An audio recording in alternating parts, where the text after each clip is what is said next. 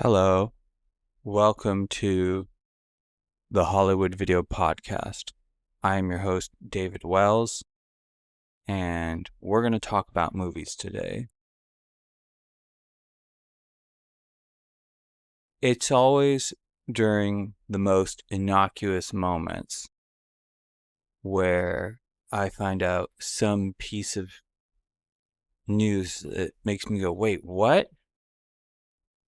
Like, I'm always sweeping the parking lot at work, or I'm always taking out the trash, or I go to the restroom and I pull out my phone and I find out something crazy happened.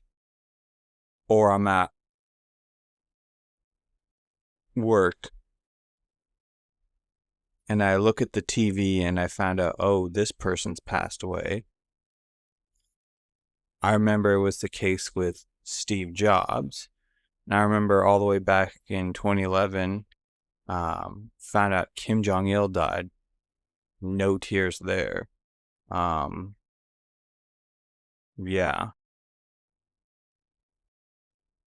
That does give me an idea, though. I will probably talk about both of those individuals as they relate to movies. And you may think, what? How could any of them be subject matter for this podcast? Well,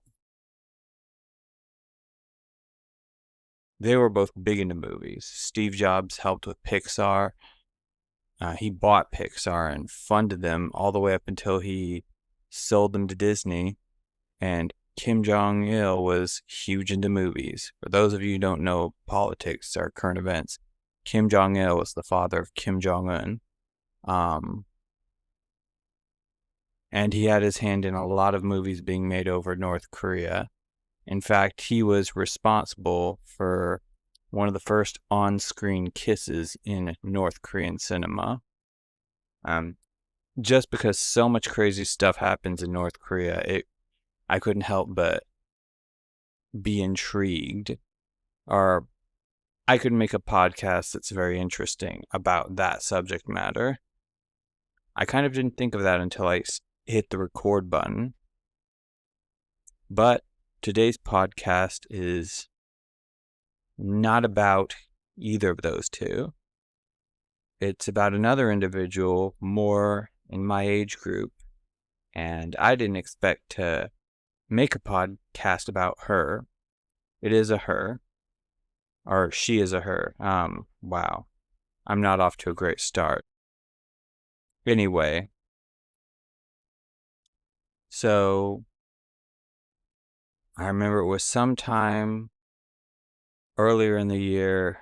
Like I said before, I'm just doing normal work stuff, and I go and check on the bathroom, but really I was just more than likely, I was either just bored and wanted to look at my phone for a bit, or it was the day before I donate plasma and I was drinking tons of water.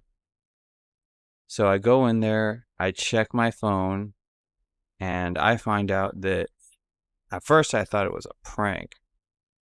And it's only stuff like this that ever gets me to download threads. I hate seeing messages on Instagram or Facebook, and I click and it takes me to the App Store to download threads. And but this is one of those things, one of those moments where just because what it was about, I decided, okay, I will download threads for this article. So I'm in the stall, a little bit of time goes by, probably a bit more time than I should have been in there. I wouldn't be surprised if my work was like, where's he at?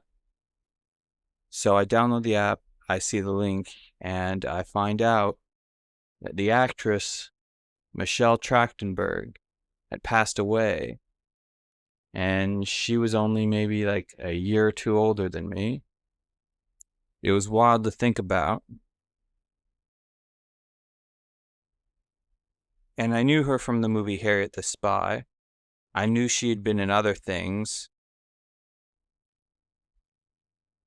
But that one movie, for me, totally eclipsed the rest of her body of work. And that's the movie that we're going to talk about today, and what an impact it had. Because it probably is one of those movies that had the biggest impact on me, which is interesting. So that's what we'll be talking about today. We will reference other things in her career, but we're largely going to stick to that movie. So, 1996. I forget exactly when I heard about this movie, but I definitely heard about it on Nickelodeon.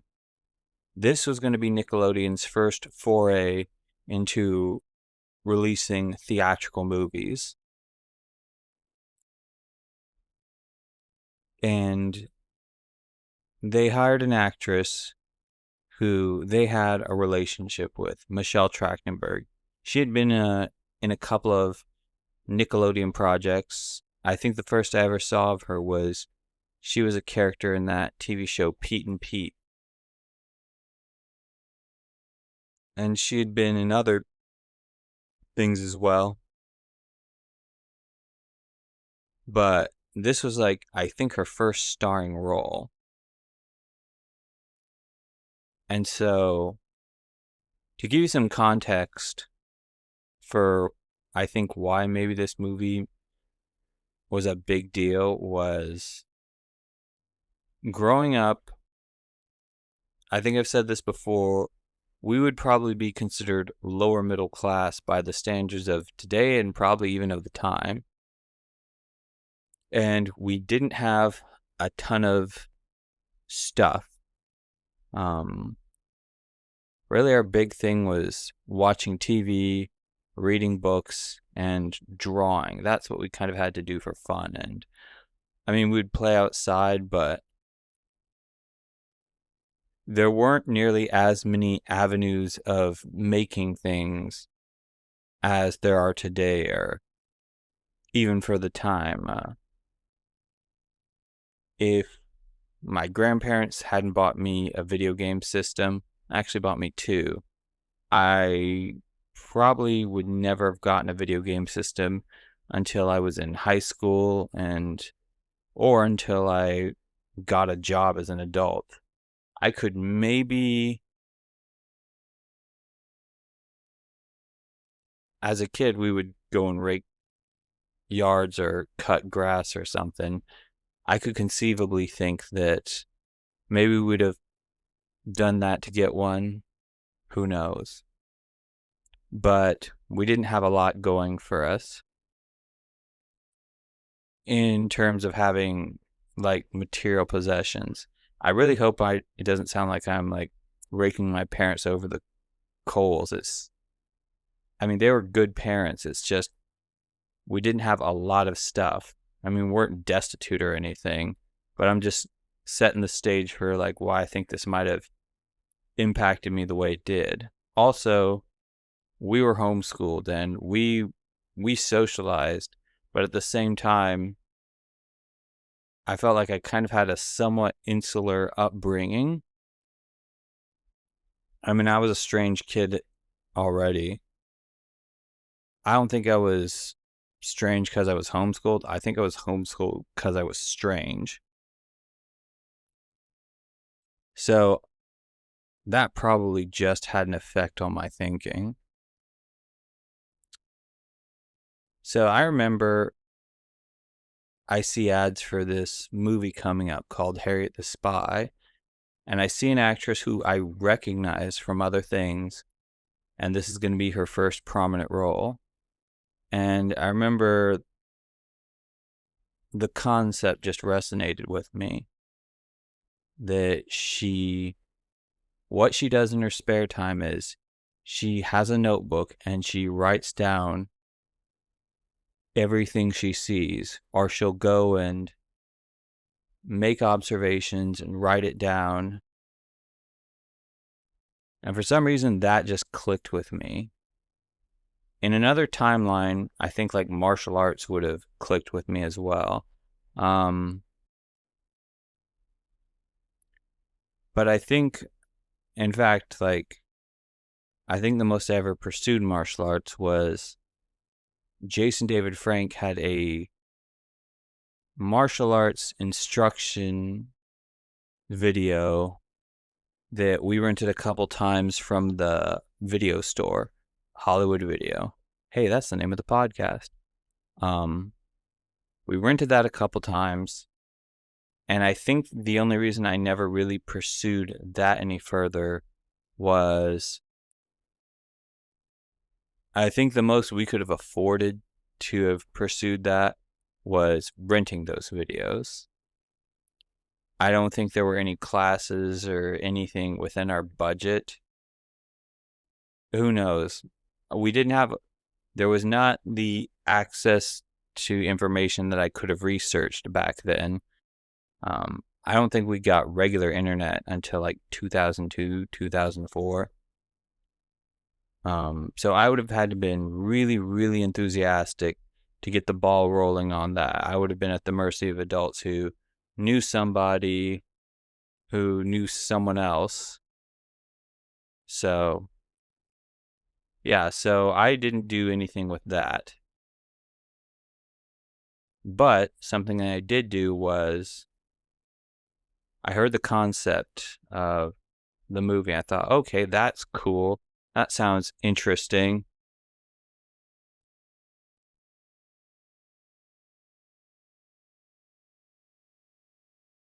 Sorry, I'm responding to a text as I'm recording this.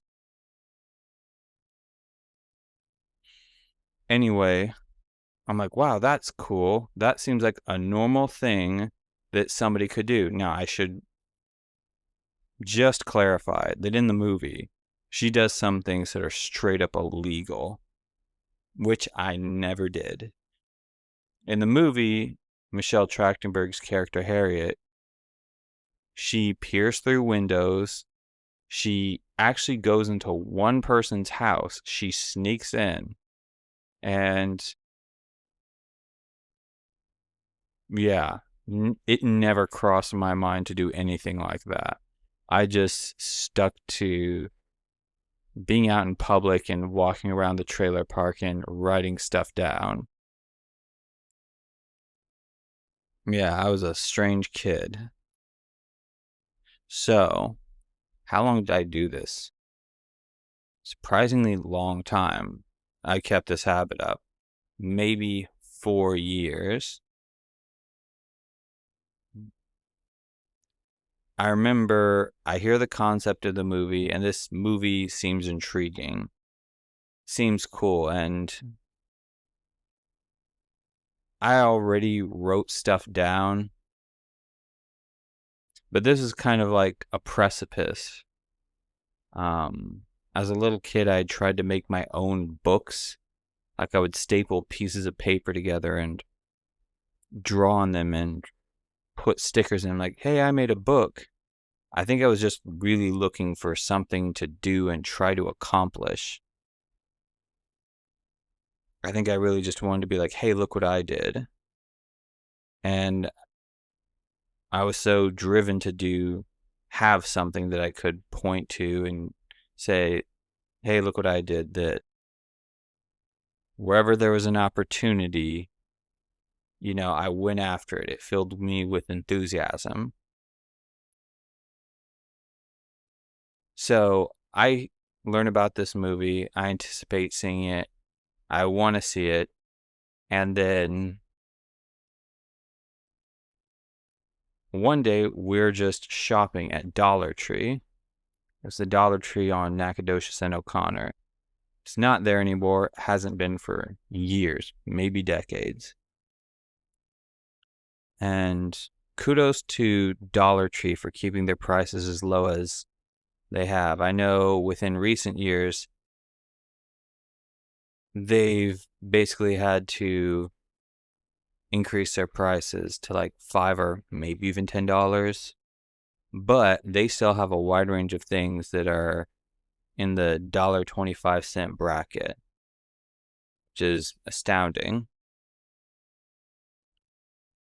But I'm getting off topic. So we're walking through Dollar Tree, and at this point, I've seen a lot of promo material for this movie, and I'm very acquainted with a central tool of the movie, which is she has a traditional old school looking notebook, the one with the black and white spots on it.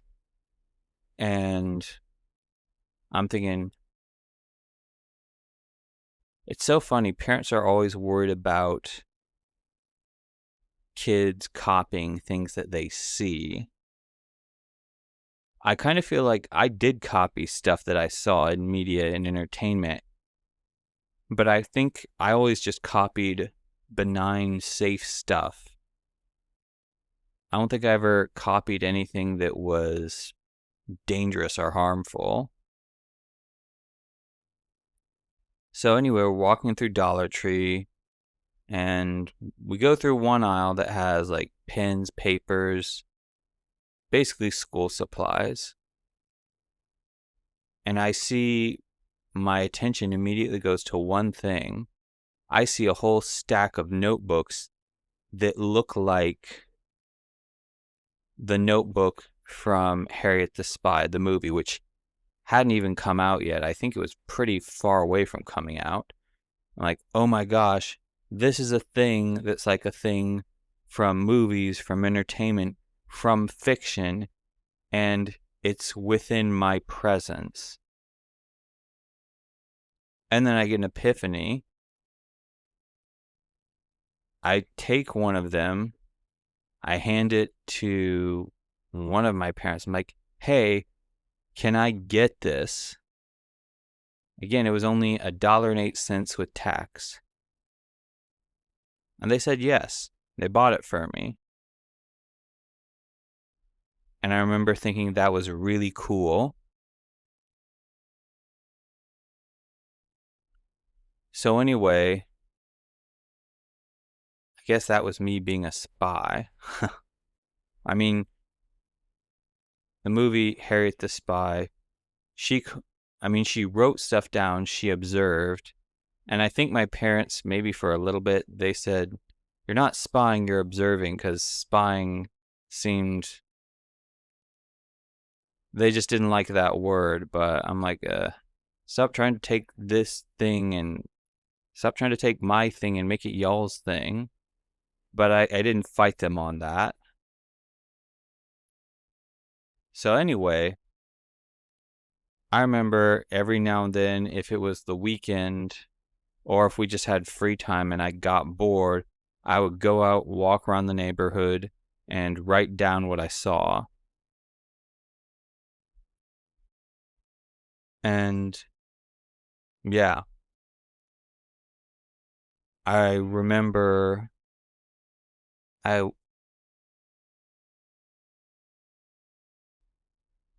so anyway, yeah, I'd have a notebook and I'd write stuff down. I'd walk around the neighborhood and observe things. At first, I stayed just on my street and then the next street and go up to the playground. But then basically, I just walked around the whole trailer park.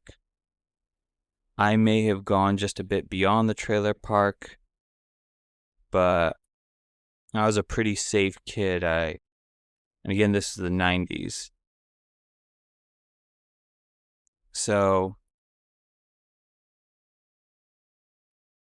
yeah, I did this for a while, and people are like, oh, what are you doing? I'm like, oh, I'm spying or I'm observing. And like, why are you doing that? Because I saw the concept in this movie called Harriet the Spy, and she does that.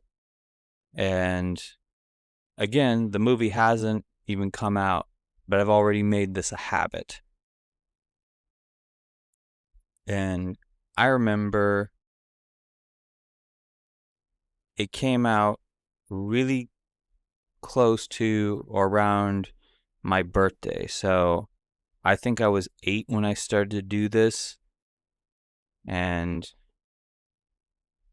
I remember I really made it a point of, oh, hey, I want to see this movie for my birthday. And my parents, God bless them, they saw how hyped I was on this and like, okay, we're going to go do that. Now, I don't know what possessed me to make this line of thought. Maybe it was just unbridled enthusiasm and optimism. Maybe I just really, really, really wanted something cool to happen. But I remember the day we went to go see the movie, I took my notebook with me.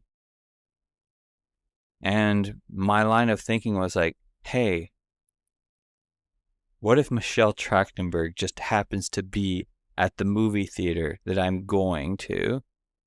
And if she is there, I could have her sign it. And I'd rather have the notebook and her not be there than for her to be there and not have it. It is astronomically improbable. There was no announcement or whatever. There was nothing at all to suggest that this would actually happen. But it was just a major what if scenario that I thought was just so cool that I'm like, I'm going to bring it just in case, even though it was like 1,000,000 to 1. I probably had better odds of winning the lottery. And again, I was 9, so I couldn't even buy a ticket. I was kind of deluded. No, there's no kind of, I was straight up deluded. Or maybe I was just like a really happy, imaginative kid. Spoiler alert, she wasn't there, but that's to be expected. And I remember not being disappointed. I was like, oh, well, would have been cool if it had happened. But anyway, I remember that day really well. Like, before we went to the actual movie theater, we went to grab some lunch. It was at a Taco Bell that was either on Windcrest or Walsham or anyway. It was back when they still had double deckers. I basically fell out of love with Taco Bell when they got rid of the double decker. But when they did have it, that was always my go-to thing. I think the only reason they stopped selling it was because they realized that everyone and their mom could make a better version of it. Even to this day, when we go over to my mom's, like, one of the options is if we have Mexican food, we make double deckers. It's kind of funny that until Taco Bell had prompted me to, I had never conceived of taking a soft shell, putting beans in it, and taking a hard shell, putting meat in it, and adding cheese.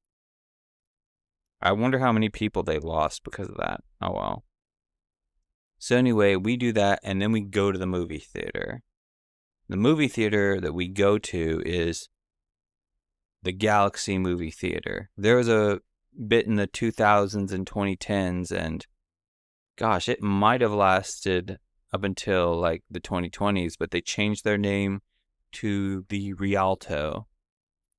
But riding a wave of nostalgia, they rechristened it the Galaxy Theater again, I think in the post-pandemic era, and everybody was psyched about it. But anyway, this is back when it was still known as the Galaxy Theater, and I saw a lot of movies there. So many movies. I saw Pokemon, the first movie, there, and I saw, I think, Star Trek Generations there.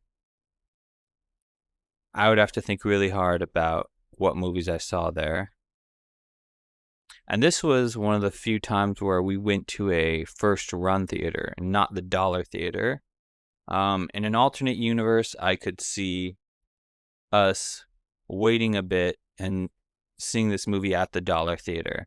But thank God this movie was released right around my birthday.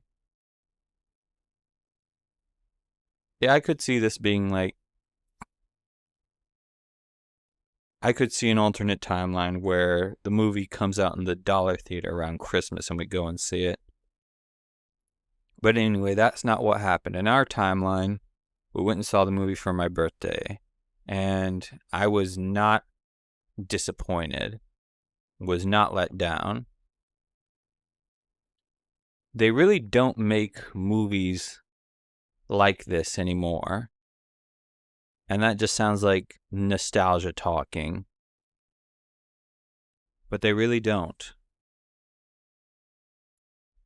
I feel like kind of the last movie of its kind was maybe the Harry Potter movies. But even that is not too similar.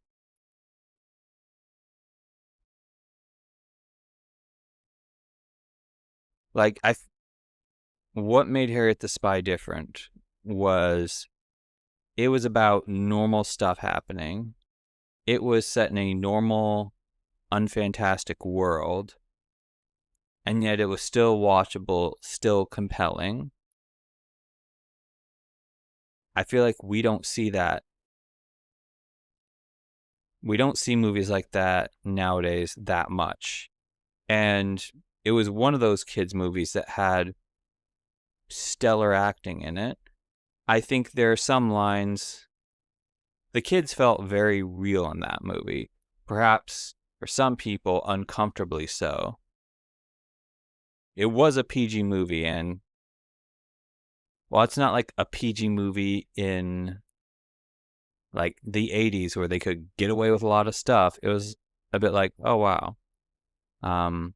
It was slightly tamer than the Goonies. Let's just say that. Anyway, like, it's one of those movies where it's just set in the real world and it's a character-driven piece. It's not outlandish. It isn't slapstick, although there are funny moments in it. There are kids being kids. It just feels very real and lived in. And funny thing is, they wanted to shoot in New York, but Vancouver was cheaper to film in. And yeah, I'm really surprised that I haven't heard more of this director. One of the things I remember, I don't know why this stuck out, but I remember, and this was even before I really wanted to be a filmmaker by like a lot, but the director of the movie was a woman, and I remember thinking like, oh, that's cool. Like even somehow 8 or 9-year-old me realized that this somewhat of a rarity.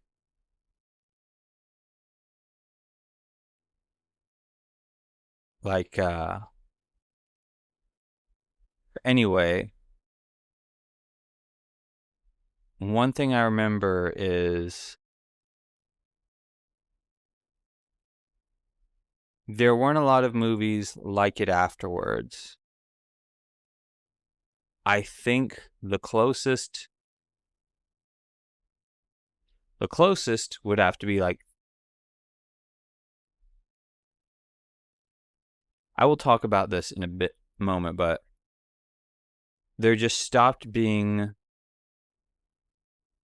grounded character movie driven movies for kids with great acting. I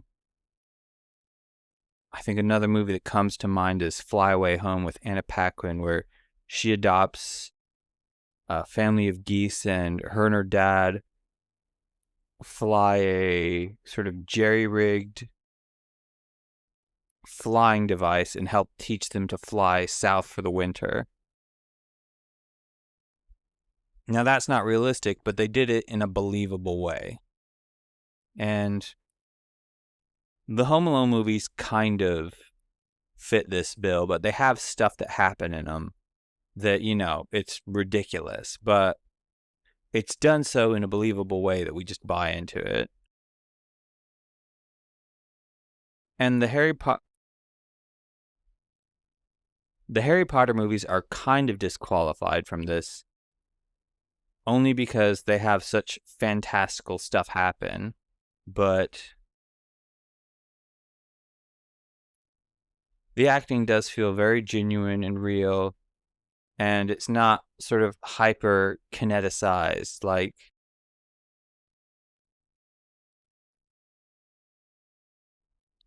there's this period in filmmaking and making movies for kids where stuff didn't feel like a cinematic equivalent of a Sugar Rush, which, I'm not against. I absolutely love the Mighty Morphin Power Rangers movie for that very reason. It's just, there used to be an alternative. There used to be this something that was on the opposite end of the spectrum. And Harriet the Spy was that. Like, she felt real emotions that kids felt. And so, for those who don't know, the movie is about this girl named Harriet M. Welsh. And her parents are kind of well off, well to do. And spoiler alert for a movie that, as of this podcast, has been out for 29 years. Anyway, her and her parents are kind of distant from her, and she has these two best friends named Jamie and Sport, who that's her sort of social connection, really nobody beyond that. And she has her nanny named Golly, who's kind of her sage sort of shaman or teacher character. And she's kind of the one who put the idea of like writing stuff down in a notebook when she found out that she wanted to be a writer. And she even helps her come to an epiphany towards the end of the movie. She's basically like her substitute parent figure because her parents are so distant. Like, she connects with her in a way that she doesn't connect with her parents, because her parents aren't evil or abusive. They're just, I guess you could say, they're emotionally neglectful. They don't get her. They don't get their kid. They're not evil, but they're just kind of aloof. I don't know. Go watch the movie. You can decide. So anyway, there's not really there is a 3-act structure, but there isn't like a plot, so to speak, of it. It's kind of more character study, and there's like an act 1, act 2, act 3, sort of like story beats that let you know, like, this is how far the movie is, this is what's happening. And I guess the movie is kind of about her becoming her own person. I think the entirety of the movie is encapsulated when Rosie O'Donnell's character, Golly, she says at the start of it, "There is many ways to live as there are people in this world." That line probably lives in my head rent-free, and it's been about 29 years. So anyway, like, the movie is kind of all about Harriet becoming her own person and solidifying her identity. She wants to be a writer. So, the movie is not just 2 hours of like this girl walking around and writing stuff down in her notebook. It shows how she adapts and changes to life. Like, she's kind of weird, and so are her friends. And you could say her mentor figure is kind of weird. So it's kind of an example of surround yourself with the kind of people you want to be like, or that whole birds of a feather flock together sort of thing. So one of the big things in the movie that happens is Harriet is alone. Or no, scratch that. Harriet and Golly are at the house, and Golly has her boyfriend over for dinner, who, for the longest time, I thought it was Kevin Spacey. I thought, like, as I was remembering the movie, especially in the Me Too era, like, I remember the guy and thinking, like, oh my gosh, was Kevin Spacey in Harriet the Spy? But as I looked back, I'm like, okay, no, it wasn't him. Thank God. Because I think that at the time, Kevin Spacey wasn't Kevin Spacey. So I'm like, oh, wow, that totally could have happened. But no, it wasn't him. Would have been a real shock, because I think the movie Seven came out just like a year or two later. So anyway, what happens? Golly's boyfriend comes over to Harriet's place. I can only imagine the parents gave her permission to do that. Who knows?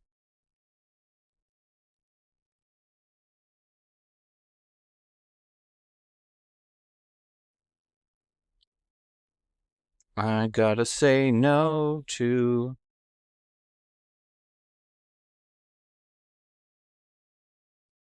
gosh, I just got a scam likely number. It's probably no one important. Anyway, yeah, so Golly's boyfriend shows up, and then Golly's boyfriend and Harriet insists, like, hey, let's go watch a movie.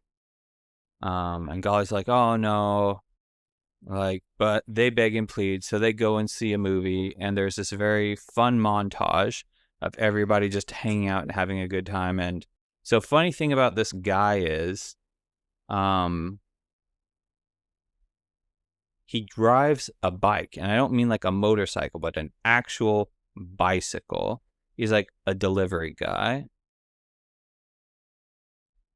And we find out in the dinner conversation that he used to be this big, fancy corporate guy who just got tired of the corporate structure, life, and hustle. His wife left him when he said he wanted to leave all that, and he chose a simpler life. I mean, as I'm thinking about it, it's like, you cannot make a ton of money from being a bike delivery guy, but who knows? Maybe that job is so much more stressful than you realize. Anyway, the point they're making is he was in a spot where he wasn't happy because that wasn't who he was. So maybe there's some subtext that plays into the theme of being true to yourself or knowing who you are and going after that. I don't know. Anyway, they come back home from the movies, and Harriet's parents are there, and they don't know where she is. And remember, this is the 90s. We don't have the internet and cell phones as we do now, and even rich people didn't necessarily have one. I feel like if this movie were to happen today, this drama would have been avoided by, like, Golly, like, shooting a text like, hey, we're going to go to the movie theaters.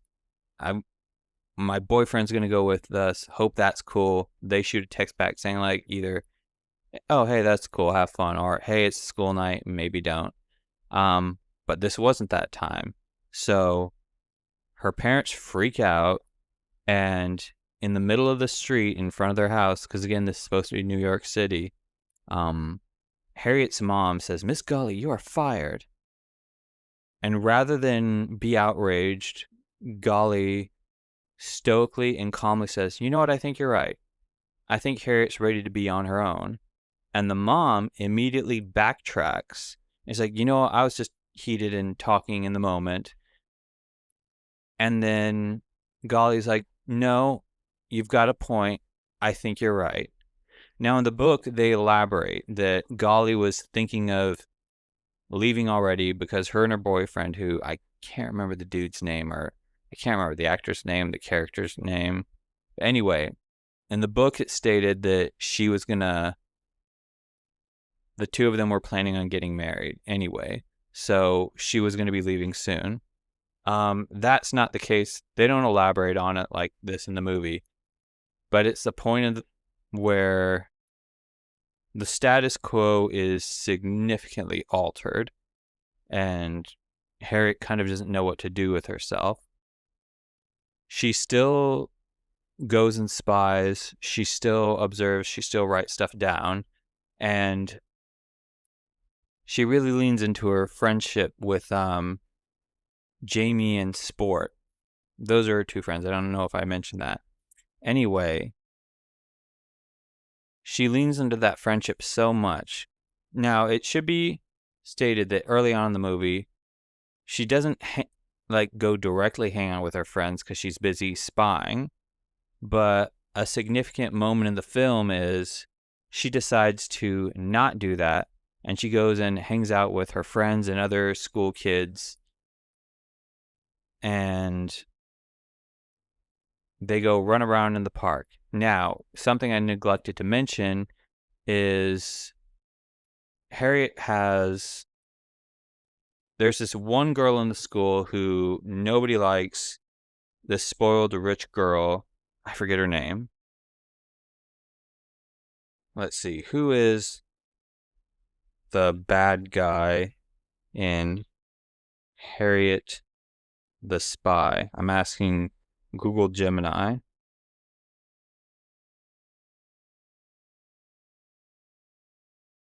Oh, my internet's not working for some reason. That's odd.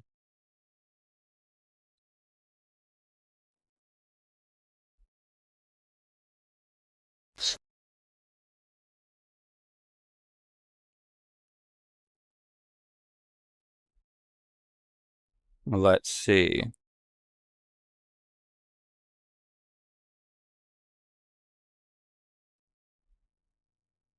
Who's the rich girl that reads the notes book?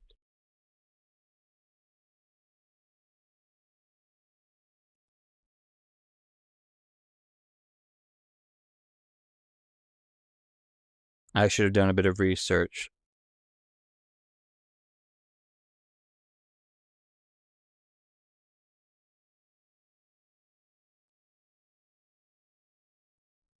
Alrighty, so anyway, so point is, so she's hanging out with her friends, and her enemy goes ahead and finds it, and she reads it out to everybody.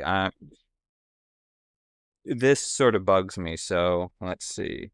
Marion Hawthorne. How did I not remember that? Anyway, Marion Hawthorne, she grabs the notebook, and her and all the kids, because I guess Harriet is a bit of a meme at her school, they sit around the bench, and at first Jamie and Sport are on her side until Marion Hawthorne. So Marion Hawthorne is reading out all the things that Harriet has written. Some of them are... In the book, it elaborates.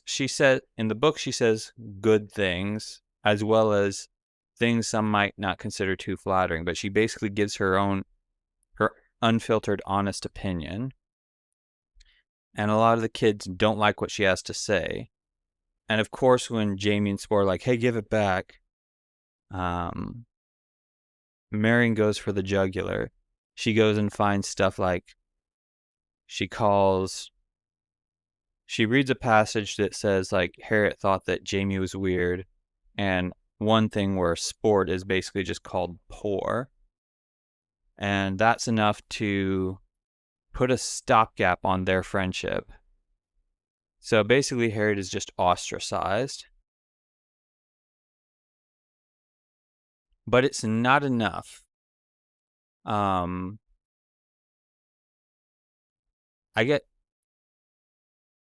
you just think that, Marion has nothing better to do, but spying becomes impossible for Harriet now. 'Cause all the kids she wrote about, and Marion Hawthorne, they start a club for spy catching. So they basically, like, there's a montage shown where they basically patrol any place they think that they could find Harriet, and they like clank like garbage lids and bully and harass her, and she just can't do anything. And so, gosh, I forget the exact structure of this, but so anyway, yeah, so she gets harassed, spying is impossible, and yeah, let's see.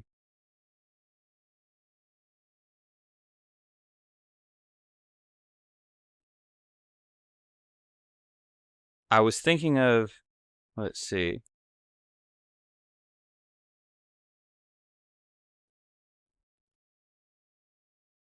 So Harriet's schoolwork begins to suffer, and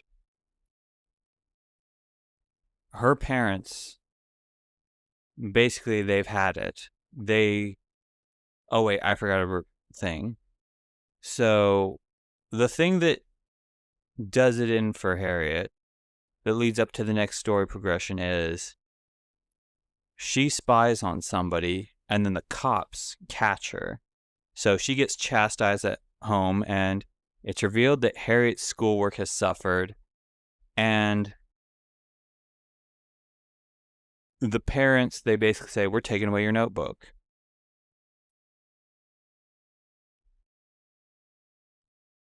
It really just goes to show how disconnected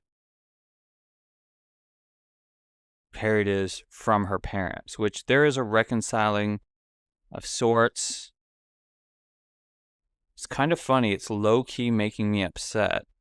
And I'm remembering a movie from 29 years ago. But they basically don't think, oh man, like, all they see is the sort of external problems of, like,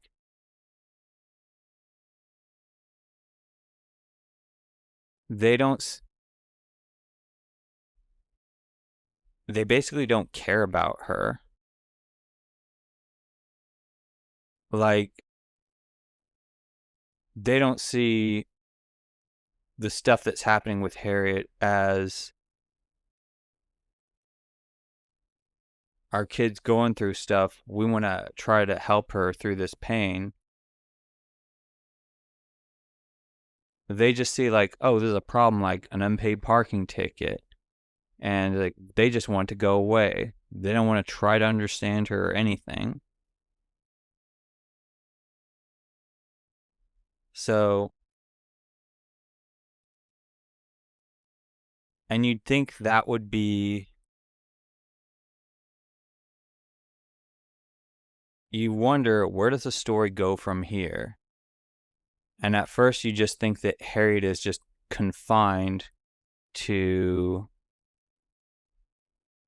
just being miserable.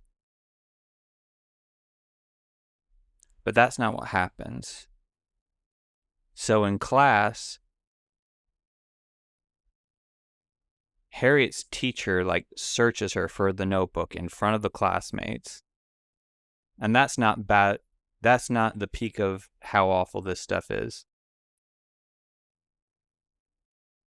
Since she doesn't have her notebook, she doesn't go spying.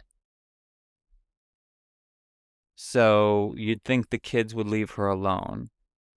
But another important plot point of the movie is she's in class, and then I believe it's Marion Hawthorne, or one of her cronies. They spill blue paint all over her and try to pass it off as an accident. And everybody won't stop reaching for her. Like, there's the guys if they have paper towels and they're trying to help clean her up. And even the teacher's like, now everybody grab a towel and we can all get Harriet cleaned up in no time. And it's like, you kind of got to wonder, does this teacher really care, or is she low-key, like, just egging this situation on? It's really not stated, but you get the feeling that, like, yes. It's even though, like, there was a time where teachers could be real tools, and that was even encouraged, it feels kind of wild to believe at the time. And so finally, like, Harriet breaks free from the crowd. She stares Marion Hawthorne in the face, and she plants a very firm slap on her and just runs away. She runs home. She washes all the paint off. But it's basically war at that point. She goes after, I mean, as much as war could be in a PG kids drama comedy. She basically goes after all the kids in the school. Like, there's this one chick who she's very prideful about her hair, and she, like, cuts her ponytail off, and she messes with sport. I think, let's see, what does she do? She sabotages Janie's science experiment, humiliates Sport with a picture of him in a maid outfit, and yeah, she just basically goes on the war path, like embarrassing all these kids who have gone after her.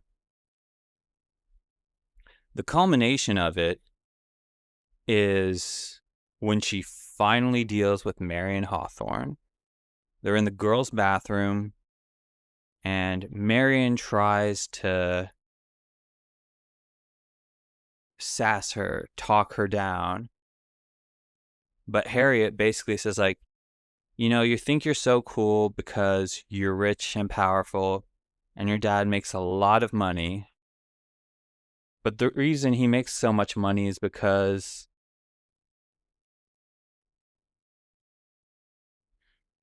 he's always on trips. And the reason he's always on trips is because he just doesn't love you. And then she walks away, and you just see tears go down Marion's face.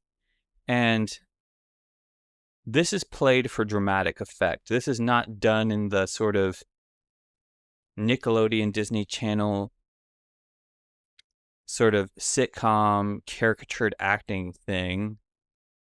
Like, it's played as like a real emotional standoff, and there's clearly a victor. And again, the parents handle it the way they do. They just say, like, one day they burst into her room and they're like, what is wrong with you? Like, Marion Hawthorne won't stop crying. And they rattle off. The dad tries, to the dad's credit, he tries to relate to her, and he's like, oh, I was hated school myself. And then him and the mom get in a fight. And then Harriet, she just closes her ears and she's like, then she shouts, stop it. Or something like that. And then she throws and then her parents ask her a question, I forget what, and then she just throws a pillow at her parents, which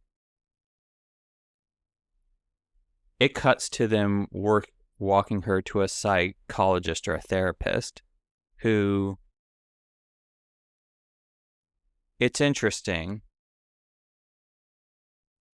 You would think that this is just another ploy of, like, her parents just wanting to.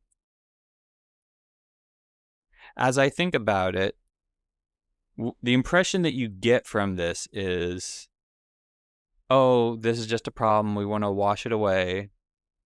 But although it's not as explicitly stated, it could be that they're like, you know what, maybe there is something going on, we don't know how to deal with her. So they take her to a therapist, And the therapist is not he actually listens to her, hears her out. He has a bunch of board games and they play those games. And he hands her a notebook. I think he hands her his notebook. And there's a section where she's just writing down notes. Aside from Golly and her friends, well, I would even venture to say aside from Golly, he's the only one who really bothers to try and understand her. And at the end of the session, she's like, "Can I keep the notebook?" He said, "I'll have to ask your parents." And it's really left ambiguous whether that happens or not. And at some point, the parents, I guess they talked with the therapist. They give her notebook back, and her parents are like, "I didn't read it." And she's like, "Good." So there's some redemption from the parents, and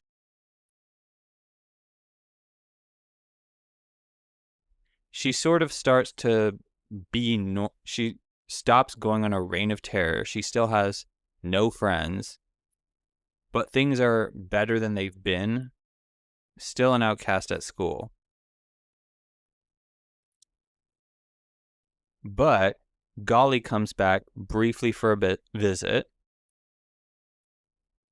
And she says something like, you have to do two things. You have to be true to yourself and you have to lie. Basically, I guess even 29 years later, it's hard to it's hard to distill this in a way that can be seen as positive. Like, she does go to her friends and she apologizes. Now, I don't know if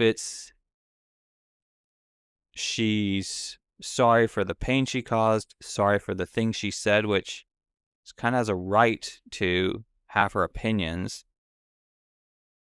It's said in a way, I guess, that you could read any number of things. Oddly enough, so a plot point in the movie that I failed to mention is Harriet and Marion Hawthorne are both competing to be the editor of the school paper. Marion just wants it because, I think, for prestige. Harriet really loves writing, and she wants to.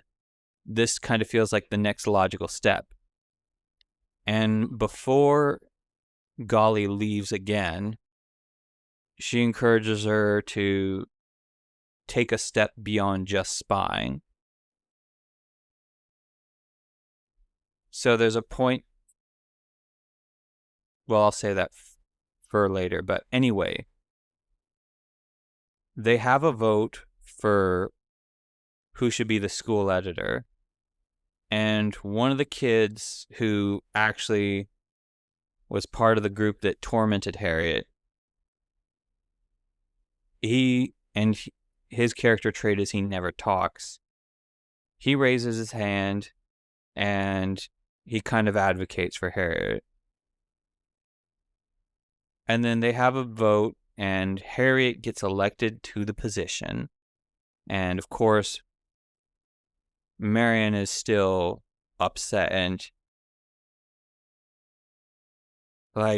it's so funny that she went through this traumatic thing where she basically got told, "Oh, your dad doesn't love you." And within such a quick span of time, we're back to oh man, she's the bad guy. But I guess the actress, she just gives such a solid performance that it's very easy for us to slip back into that. Viewing her as the villain. So then it cuts to a montage of Harriet pulling out an old school printer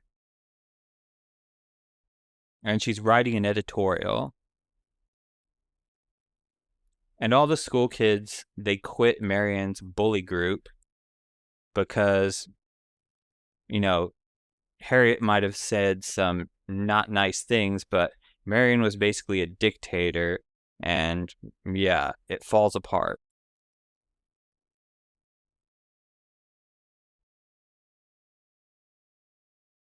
And the movie ends with a school pageant where everybody is in like ridiculous costumes and dancing, and then it shows at the very end Janie, Sport, and Harriet all giving each other matching tattoos with a ballpoint pen and then walking off. And that's the end of the movie.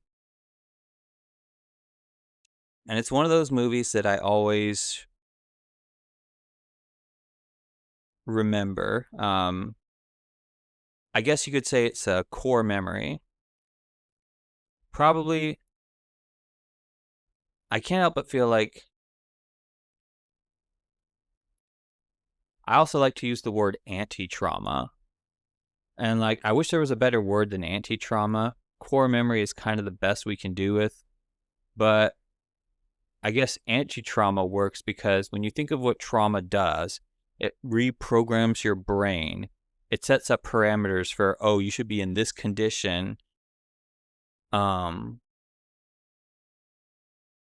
Be wired for things to go bad, and movies like this are kind of the opposite. So this so needless to say, this movie had an effect on me. I would write in notebooks. I would basically do what Harriet did, minus the illegal stuff. I did that for a surprisingly long amount of time, 3 or 4 years. But the one, and I stopped as I got older because it got a bit ridiculous. But anyway, one thing that didn't stop is me buying notebooks. I probably have so many notebooks, some of them that aren't even filled all the way. Sometimes it's just the novelty of like, oh, I'm going to buy a notebook.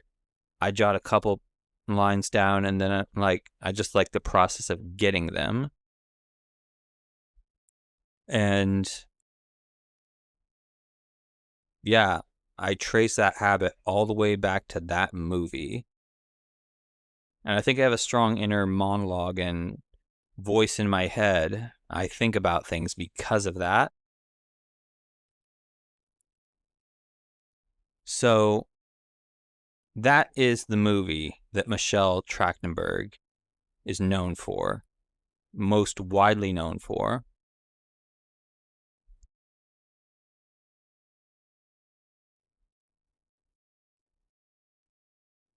I don't want to do, like, who knows, maybe there's other things that she's done, but at the top of my list, she'll always be known for that. Now, she had a career for decades after that, and one of the things that I found interesting was her playing, I think it was that movie 17 again come out.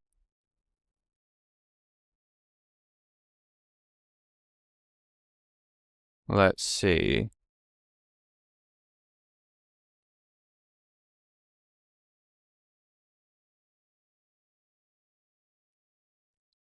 Let's see. She was in that movie. One of the things that I found so crazy is she was 9 in like 1996, I think. But in 2009, she played a high school kid graduating high school and going into college. So she was like 20 something. Yeah, let's see. If I'm 22 in 2009, then she would have been 24. So she was right about reaching that age when someone in their 20s could realistically pull off being a high school kid and not people raising eyebrows. I was going over the notes, and the next thing that she came out around that era was she was in that movie Inspector Gadget. The funniest thing about that movie, which has absolute almost nothing to do with her, is I remember renting that from the video store, and it had a music video for this boy band on it who I'd never heard of, but this was the height of Backstreet Boys and NSYNC. And groups like this came out like a dime a dozen, and usually I would maybe find out their name and stuff. But it got to such a point where the music video was playing on the VHS, and my dad's like, "Oh, who are these guys?" Because I'm the kid, I'm supposed to be on the know about this stuff. I'm like, I honestly couldn't tell you myself. I think that the market for boy bands and all that had been so oversaturated that I'd stopped paying attention. And plus the movie, music tastes were changing at that time. And that movie was so the opposite of Harriet the Spy. But again, her performance stands out. Like, she gives real emotion in that. Like, when Matthew Broderick's character is like, it looks like he's dead, she gives a performance where she's like actually lamenting the fact that he's not going to be around anymore. Before, of course, spoiler alert, of course he's alive. But anyway, she did other projects.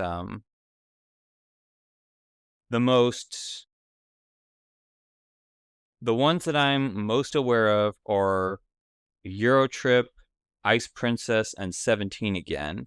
Oh, and the movie Cop Out. The thing that struck me, she was also a character in Buffy the Vampire Slayer, but I never really got to watch that show. I saw a couple episodes. But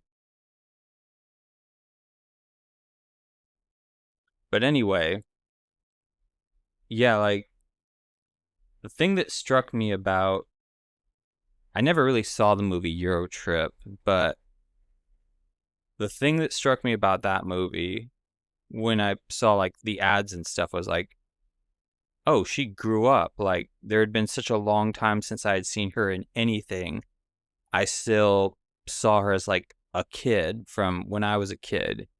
And I was about to turn 17 and hadn't seen or heard of her in any projects for the longest time.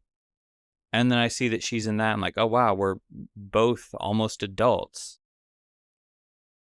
And I just felt the real passage of time. And then it seemed to make sense when she was in Ice Princess. Because, like, oh, she was in kids' movies.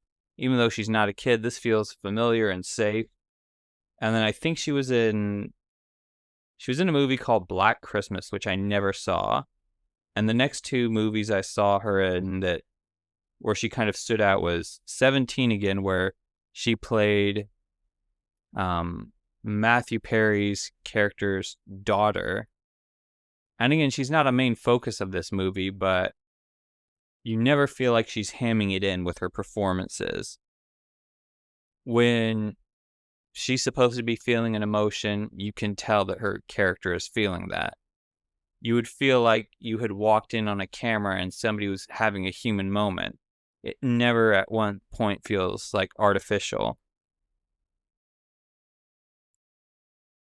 And then the next thing I see her in is she had a bit part in the movie Cop Out, which was the one Kevin Smith movie that he didn't write. And some people say it's not really a Kevin Smith movie, he didn't write it, to which he said, fair enough. But she plays Bruce Willis's daughter in that movie. She's basically in the beginning of the movie and the end of the movie.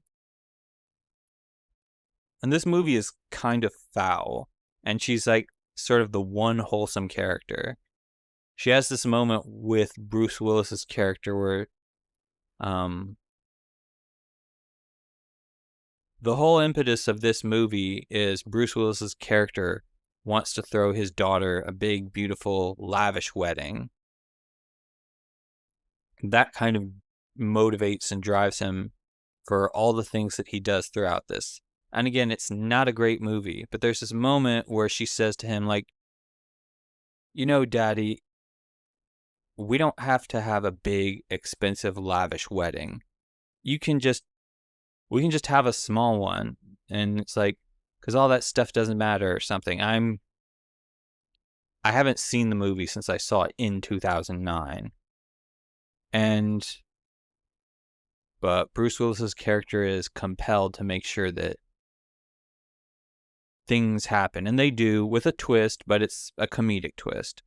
Yeah, and I think that was like the last thing I really remember her saying in, or that's the last thing I remember seeing her in. And I remember I think she appeared at conventions and stuff, which I never got to see. One of the great regrets I have is the fact that I had a similar experience with Jason David Frank. I would always see him appearing I would hear of him like appearing at conventions, and I'd always think, oh, next time. And then one time I had one more opportunity and I said next time, and then he died, and there would never be a next time. I did get some solace in that I've met his daughter a couple times, and she's so much like him. So it kind of feels like I really did get to meet him. But I remember I thought it really would have been cool if I had met Michelle Trachtenberg. And of course, one of the things I wanted to do is I wanted her to sign that notebook that I got all the way back in 1996. And like, I'm sure there would have been some laughter and definitely some crying, like, on my part. I can't meet a Power Ranger I've met a couple of Power Rangers at conventions, and I can't meet them without it turning into a sob fest on my part. And I'm sure that in an alternate universe where I got to meet her before she passed, would have been the same thing. There probably would have been some laughter and stuff as well. And there's no sort of recourse for that mistake I made, where I could have gone to conventions, where I could have tried to meet her. I got to meet JDF's daughter, and that was cool, but there's no other way of connecting. I don't have a similar thing to me meeting Michelle Trachtenberg, which I regret. But the one thing that makes it better is there's not like this. It's not similar like how I could have met JDF so soon before he passed. There isn't a correlating experience with Michelle Trachtenberg where it's like, oh, I had that one opportunity, but I decided not to. I said next time, and next time never came. That's kind of the one saving grace that sort of blunts the sting a bit. And it was bizarre that it was somebody from my age group. Like, it was tragic in a different way from losing Jason David Frank, because he was an adult. He was one of the big kids, but Michelle Trachtenberg was basically like a peer. She was like the same age as me, basically, like off by like a year or two. And it stung in a different way. Like, I never lost a friend as a kid, and it kind of feels like that. Like, you find out one of your friends died.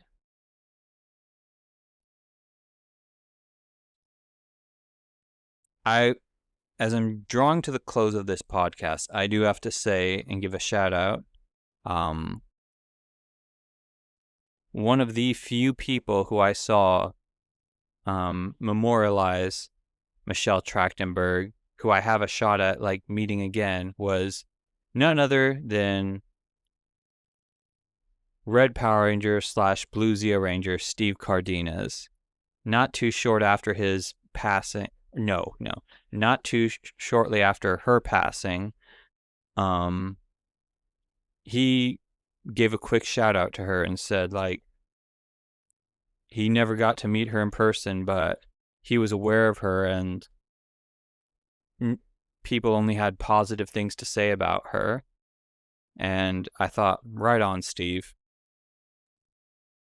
So I can't get to have her sign my notebook, but the next time I see Steve Cardenas in town, just because of that shout out from him, I'm going to ask him to like sign my notebook because he gave that shout out to her. So, I mean, that'd be cool.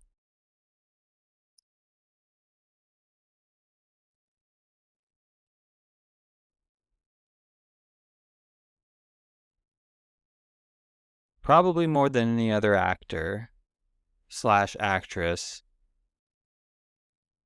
I don't know who else's role they played have had such an effect on me because I still draw and write in notebooks, and I don't see that changing anytime soon.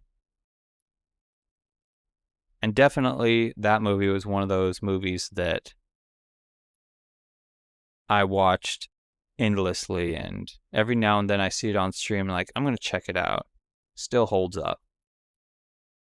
You can't say that for a lot of kids' movies. Well, this has been the Hollywood Video Podcast. Hope all your dreams come true. Go watch a movie and have an absolutely super day. Bye.